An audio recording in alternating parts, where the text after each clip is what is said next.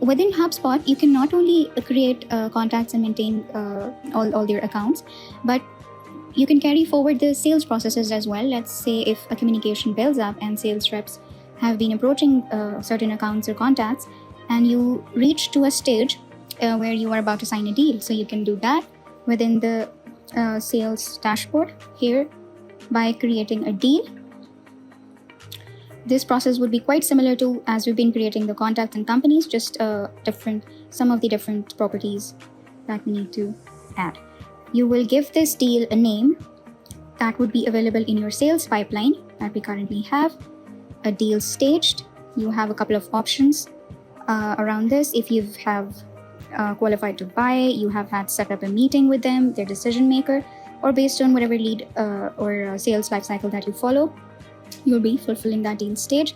If there is an amount that you have expected to be generated as a result of this, you can definitely do that.